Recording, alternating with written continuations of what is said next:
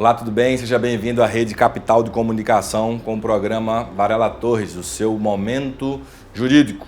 Hoje vamos aprender a respeito da diferença entre ação de cobrança, ação monitória e ação de execução. E como nosso convidado especial está voltando ao nosso programa, o Dr. Lucas Menezes, ele que é especialista nessa área aí de cobrança, recuperação de crédito, né? Esse braço aí do direito civil. Doutor Lucas, que prazer ter você novamente no nosso programa. Prazer estar aqui, doutor, no programa. Espero tirar todas as dúvidas aí sobre o nosso assunto de hoje. Vamos começar aí pelaquela ação mais longa, né? O que é que vem a ser a tal da ação de cobrança? A ação de cobrança a gente utiliza ela, né, quando a pessoa tem uma dívida, o credor no caso, mas a documentação ali, a comprovação não é nenhum título executivo. É um procedimento bem mais demorado, que demanda uma comprovação probatória bem mais específica, né, digamos assim, mas o objetivo dela, na verdade, é justamente fazer com que o credor tenha a sua dívida reconhecida e, eventualmente, né, partir aí para a parte de cumprimento de sentença, que é quando a gente tira o direito do papel e vai para atos expropriatórios, atos de constrição, para o recebimento da dívida, né? Afinal, a gente não quer somente um reconhecimento do crédito, mas receber ele. Então a gente vai estar aí diante de uma ação de fato, de conhecimento, nua e crua, que vai seguir todos aqueles passos, né? Ação inicial, contestação, desconciliação, a parte probatória, instrução em julgamento, sentença, recurso. Depois que transitar em julgado, é que a gente teria ali o reconhecimento de um direito, ou o famoso pague-se, ou pague alguém alguma coisa, né? Justamente. Interessante. Aí tem uma pergunta aqui que fala o seguinte, ó: quando utilizar a ação de cobrança ao invés da ação de execução ou ação monitória? Como eu falei, né, a ação de cobrança, ela demanda uma comprovação por meio de documentação bem mais vasta. Então, o trâmite dela é mais demorado. A ação de cobrança, eu vou utilizar ela justamente quando eu não tenho um título extrajudicial, como, por exemplo, no caso do cheque. Se eu tenho um cheque e ele não tem nenhuma nulidade, obviamente, eu posso ingressar com a ação de execução, desde que ele respeite ali aquele prazo de 6 meses, que é o prazo que a gente tem para executar ele. Então, se já passou desse prazo, posso eventualmente ingressar com a ação de cobrança. Ou ainda, no caso do cheque, tem a ação monitória, né?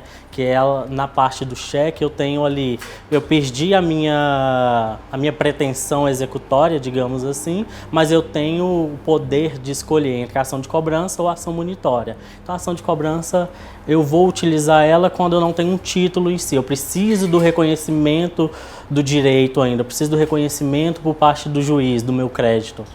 Uma questão interessante aí, que falou do cheque, né? A gente tem o famoso prazo prescricional, né? E o prazo prescricional para entrar com a execução, né? É de 6 meses, 6 meses, não é isso? Após o prazo de poder você exigir, ou melhor, dar entrada para que o banco possa lhe pagar esse valor. 30 dias, mesma praça, 60 dias se for de outra praça. Após esse prazo, conta-se 6 meses do prazo prescricional, que é o prazo de poder você dar entrada e de poder requerer via execução. Detalhe que a execução existe alguns pré-requisitos, né? Sim. Dívida líquida, certa e exigível. A gente consegue trazer o que é esse líquido certo e exigível para o nosso telespectador? Eu acho que o exemplo vai facilitar bastante, né, o entendimento. A gente tem, por exemplo, no caso do cheque, nota promissória, a gente tem ali quem é o meu credor, quem é o meu devedor, o valor do débito. Então, isso basicamente são os requisitos que ao primeiro olhar a gente não vai ter dúvida do que é a dívida, do que é o crédito, né? Então, o certo, líquido e exigível é justamente isso. Eu não posso, por exemplo, chegar com uma dívida em que eu sequer sei o valor dela. Isso já comprova que ela não é líquida, né? Ela é ilíquida. E a ação de execução, ela pede justamente esses 3 requisitos, que são os requisitos fundamentais e necessários, para se obter ali o ajuizamento, né, e o processamento dela. Acho que tanto o cheque, nota promissória, contrato particular assinado por duas testemunhas, todos eles são títulos executivos, né, extrajudiciais, justamente porque ele já prevê ali valores, data de vencimento, credor, devedor, ao ponto de que o juiz ou qualquer outra pessoa que tiver o contato com aquele documento vai perceber o que ali está sendo discutido, né. Um ponto interessante, você que nos assiste, né, pelo novo Código de Processo Civil, que não é tão novo, né, entrou em vigor em 2015, não é isso? Ele fala que documento particular assinado por duas partes, né, credor e devedor, se tiver duas testemunhas, ele vale como um título executivo extrajudicial. Tem que preencher ali todos os pré-requisitos. Então, qualquer documento particular, ele vai ter ali uma força, né, executiva, para que você possa ter uma celeridade de recebimento aí de algum valor. Olha que dica legal, hein, do programa Varela Torres para você hoje. Doutor Lucas, olha só, tem uma pergunta aqui que fala o seguinte, ó. O boleto, ele é um título executivo extrajudicial apto a ensejar o ajuizamento da ação de execução? Guarda aí, vamos aqui a um breve intervalo, tá certo? Já já a gente volta.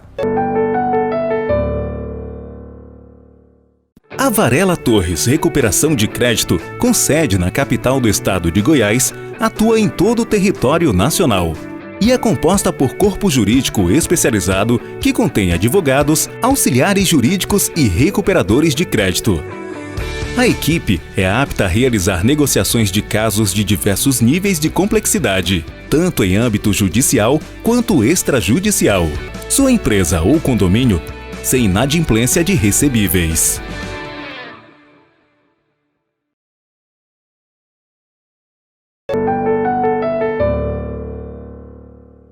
Doutor Lucas, a pergunta que ficou no ar foi o seguinte, ó. O boleto é um título executivo extrajudicial apto a ensejar o ajuizamento da ação de execução? O boleto por si só não, doutor Flávio, mas a jurisprudência, né, ela caminha aí de acordo com a necessidade da sociedade, né? Então, os tribunais superiores, STJ, eles já têm firmado o entendimento de que o boleto, juntamente com o comprovante de recebimento da mercadoria, protesto, eles juntos, todos esses documentos, formam o título executivo extrajudicial. Na ausência do protesto, eu vou ter que seguir ali pelo rito da monitória, pela ação de cobrança, mas se o boleto estiver acompanhado comprovante de recebimento da mercadoria e ainda o protesto, ele vira um título que pode ser objeto de uma ação de execução. Uma dúvida muito comum, e com certeza quem nos assiste tem essa dúvida, independentemente de ser advogado ou não, bacharel em direito, ou conhecedor aí do direito, né, como um todo. É o seguinte, o título executivo extrajudicial, que visa aí uma ação de execução, ele visa recebimento de alguma coisa, expropriação de bens, não é isso? E uma sentença judicial, ela tem algo muito parecido, né? Então a sentença judicial também, ela vem assim um título executivo? Não, a sentença ela é um título judicial. Ela advém, né, de um processo judicial. Tanto que um título executivo extrajudicial, o procedimento correto é a ação de execução. Enquanto a sentença, né, o procedimento que a gente vai fazer, muitas vezes dentro dos próprios autos da ação de conhecimento, vai ser o cumprimento de sentença. Tem casos em que, por alguma eventualidade, as partes decidem naquele momento ali não já apresentar o pedido de cumprimento de sentença. Fazem posteriormente em autos apartados, mas sempre o procedimento correto é cumprimento de sentença, porque ele vem de um título judicial e não extrajudicial. É um destaque para você destacar bem, né, que esse título judicial ele vem decorrente de uma sentença, um juiz, um magistrado, né, depois de escutar ali ambas as partes, depois de discutir bastante ali algo, ele vai proferir um mérito, um julgamento e vai proferir ali um resultado apontando quem vai ter o direito a alguma coisa. No caso que vai vir ali aquela sentença, né? E o título executivo extrajudicial também visa receber alguma coisa, expropriar algum bem, seja o que for. Ele vem de um rol ali taxativo, né, do Código de Processo Civil, que vai ali elencar quais são os títulos executivos extrajudiciais. Então, fica atento em relação a isso, tá bom? Vamos lá. Na prática, qual a diferença de ação monitória para ação de cobrança? A ação monitória, geralmente a gente utiliza ela quando eu tenho um título executivo extrajudicial, mas seja pela prescrição ou por alguma ausência de alguma formalidade, eu não posso me utilizar da ação de execução. Então eu vou para a ação monitória, né? Na prática em si, como funciona? A ação monitória ela vai seguir, de certa forma, o procedimento ali parecido com a ação de cobrança, que vai intimar a parte para apresentar a defesa, que no caso são os embargos monitórios. Respondendo à ação, segue como se fosse uma ação de cobrança, porque ela vai discutir o mérito, vai discutir a dívida, né? Mas se ele não responder à ação, ela se converte em execução. Então, geralmente, a gente utiliza ela, o meu cheque prescreveu. Ao invés de entrar com a ação de cobrança, eu utilizo ela ali na ação monitória, justamente por causa disso. Eu perdi a minha pretensão executiva, mas eu ainda tenho um título. Bom demais. Uma dúvida que pode surgir aí comum, né?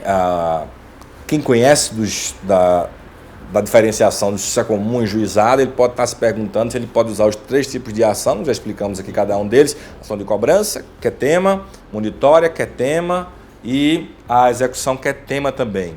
As 3 podem ser protocoladas na justiça comum e as 3 também podem ser protocoladas nos juizados? Comum, todas as 3, no juizado não. A ação monitória ela não pode ser protocolada no âmbito do juizado especial civil, né? Justamente porque ela é uma ação de rito especial. Então esse procedimento ele não é aceito aí pelos juizados em virtude da Lei 9.099. Então a monitória é somente na justiça comum mesmo. Agora as demais, tanto na justiça comum quanto em sede de juizado especial. Bom demais. Na prática, a pessoa tem lá um valor a ser recebido, seja pessoa física ou jurídica. Se não tiver um conhecimento jurídico, vai ter que procurar um advogado para saber qual é o melhor caminho, né? Sim, sempre o advogado, né? Eu aconselho a procurar o advogado, ele vai ali te instruir, questão de documentação, e te explicar mesmo como funciona o nosso judiciário e a nossa legislação mesmo. Tem algum detalhe assim bem específico que a gente possa trazer em relação a alguns cuidados da ação monitória? E tem um porquê, eu sei que ela tem um rito especial, só para a gente poder fechar com chave de ouro aqui o programa, tá? Porque você falou que ela tem um rito especial que ela não pode ser utilizada na justiça comum, né? É só pelo fato do juizado ter lei própria, não abranger? Existe algum detalhe específico? Mas basicamente pela legislação do juizado especial civil, né? E também ali pela forma da própria ação, que ela vai ficar dependendo ali da resposta ou não do devedor, né? Para a gente saber se ela vai para um rito mais para o lado de cobrança ou mais para um lado de execução. Justamente isso, e a própria lei do juizado especial ela é bem limitada, ela não permite ações assim em sede de rito especial. Gente, nosso programa está chegando ao final. Doutor Lucas, foi um prazer. Prazer, doutor Flávio, muito obrigado. No nosso programa. Muito obrigado, doutor Flávio, pelo convite. Espero que tenha gostado, que Deus te abençoe e até o próximo.